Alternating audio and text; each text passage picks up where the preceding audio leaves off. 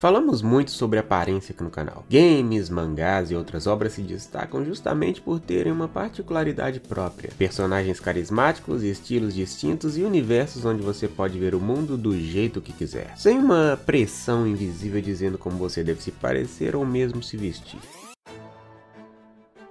A moda seria basicamente a aplicação dessas características na vida real. Se você é homem, provavelmente já passou por cortes militares insuportáveis. Acessórios ou roupas impostos, seja pelos seus pais, seja pela sociedade. Isso, diferente do que vemos nas passarelas, é um exemplo de como um controle invisível altera a sua vida. Desde um jeito de fazer arte que segue padrões já definidos, como cores, materiais e técnicas, até mesmo o que você coloca dentro de seu guarda-roupa. Olhando para fotos antigas, estilos de animação e filmes, percebemos como essas modas vão passando, os penteados mudam e os ciclos se repetem. Isso vale para qualquer área criativa, pintura, música, arte, cinema. Cada época tem suas ferramentas, lógicas e resultados próprios. Artes renascentistas buscavam fidelidade ao mundo real. O barroco, apesar de realista, exagerava sombras e luzes para criar um aspecto poético. O impressionismo fugia da precisão e da nitidez para destacar a impressão do momento. E meio que quando um trabalho foge a essa realidade e consegue fazer um sucesso, começamos a admirar essa nova invenção e partimos para a criação de um novo ciclo baseado nela. Coisas como as fugas de bar são tocadas até hoje, o pós-impressionismo de Van Gogh, a animação mais sombria dos anos 90, onde os embates eram retratados de uma maneira bem diferente, as mulheres eram mais desenhadas com muito mais diversidade do que vemos hoje em dia, e aprendemos a admirar essas características. Era uma época em que mídias não pareciam feitas só para jovens no início da flor da idade.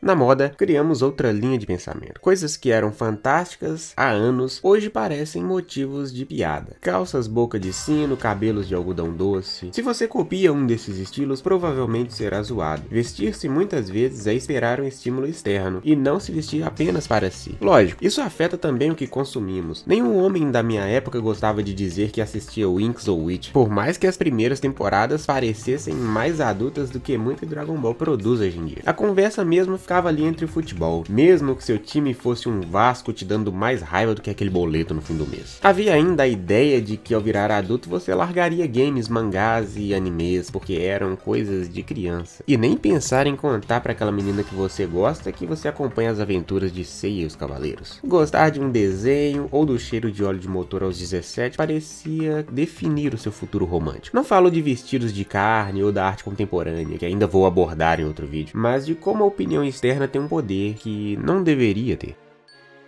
Tatuagens, homens usando brincos já foram alvos de preconceito. Usar um acessório ou penteado fora do comum é motivo para falarem de você, normalmente pelas costas. Você ser o diferente da sala por qualquer que seja o motivo determina muita coisa. No caso da Ariel com a etnia mudada, ou da Branca de Neve transformada em um filme quase circense aliado a uma atriz sem respeito nenhum pela obra original. Até vejo sentido em criticar, afinal eram personagens que, por mais que a Disney também já tenha alterado a sua aparência na história original, são personagens que aprendemos a amar daquela forma em específico. Não digo isso muito da Ariel, que eu nunca me interessei pela história, mas eu sei como as pessoas se sentem pelo fato de gostar muito da Branca de Neve. Mas no caso que fizeram com Hunter Schafer, por ela ser uma mulher trans, parecem que se incomodaram simplesmente com o fato de ela ter decidido mudar a sua aparência. Ela tem tudo que basicamente é característico da Zelda. Branca, loira, até as orelhas dela são meio pontudas.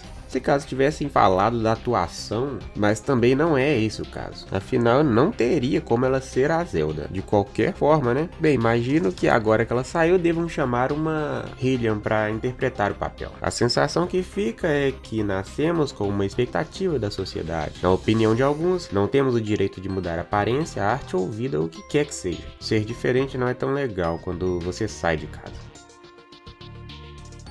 Eu sempre achei curioso como temos uma visão contrastante dependendo do ambiente. Em animações, por exemplo, temos um personagem como Yugi com cabelo espalhafatoso, roxo, preto, azul e amarelo, roupas e acessórios extremamente detalhados, enquanto aqueles NPCs que são os normais, com cabelos marrons, roupas simples, quase sumindo no fundo. E tudo o que permeou o sucesso desse anime era essa novidade. Cabelos coloridos estavam se tornando comuns, mas aquela mistura cromática não aparecia tanto. E se olharmos a história, nós gostamos de personagens com um senso de estilo próprio. Não para agradar os outros personagens, mas para agradar a nós. E se levarmos em consideração a história, para agradar o próprio personagem. Um cabelo ou roupa diferente definem a aura do personagem e faz com que nos identifiquemos. Não é à toa que não curtimos a maioria das mudanças, sejam elas de etnia, gênero, até de personalidade, ou de um personagem mais genial que vira um idiota com meio neurônio, e mesmo nerfs preguiçosos feitos para manter uma certa lógica narrativa. Na vida real buscamos ser NPCs, sem brilho, sem arriscar nada, sem estilo próprio. O medo de tentar e falhar é maior do que o medo de não tentar nada. Eu sempre vi a forma de vestir não como arte em si, mas como uma extensão dela. Cortes de cabelo, brincos, estilos ou acessórios representavam algo natural, mas me deparar com pessoas que se vestiam mais para os outros do que para si mesmas sempre foi estranho. Ver tantas pessoas com cabelos cacheados e crespos lindos me faz perguntar por que essa beleza parece que foi descoberta recentemente. E que trabalho a moda do cabelo faz para essa descoberta? Claro, cabelos armados existem há séculos, mas antes parecia ser algo só de baladas ou filmes. Não estou dizendo que é errado alisar o cabelo ou pregando um certo conformismo. Se você não está satisfeito com a sua aparência, você imediatamente tem que fazer algo para mudar. Mas por você, entende? Não pelo seu vizinho que vai reclamar de você, seja pelo tanto de cabelo ou pela falta dele. E isso não é só sobre cabelos. Sei o valor de uma imagem, sempre prezei por pessoas que no meio de tanta máscara têm coragem de mostrar o verdadeiro rosto. Artistas famosos, em sua aparência, remetem ao trabalho que fazem. Excentricidade é a marca deles, não é à toa. Manias estranhas, estilo próprio, um jeito peculiar na fala, gostos esquisitos. É como se criassem não só um traço no papel, mas remodelassem o corpo e as ações por um estímulo interno. Não para agradar, mas para um prazer em si mesmo. Rituais como queimar guitarras de Jimi Hendrix eram atos de puro êxtase. Quando viraram moda, todo guitarrista mediano fazia por raiva. E meio que essa é a diferença entre esses dois movimentos. Um é algo gerado por aquele sentimento que foi gerado pela situação, e o outro é a reprodução de algo que por algum motivo fez sucesso.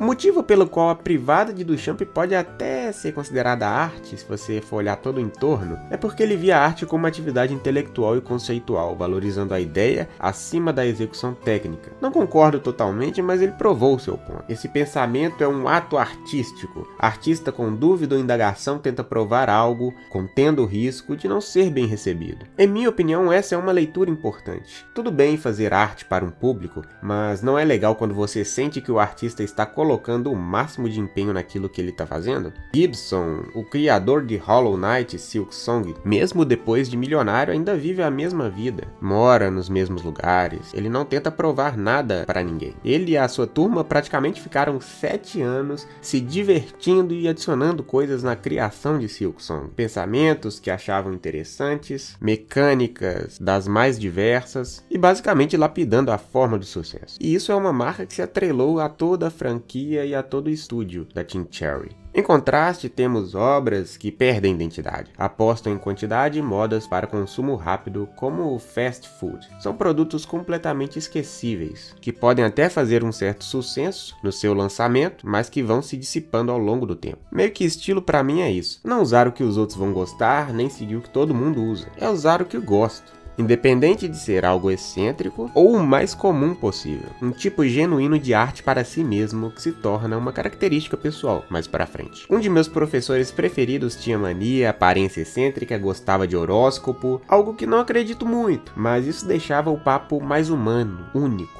Algo que um computador não consegue replicar. Pelo menos não 100%, né, Cestinha?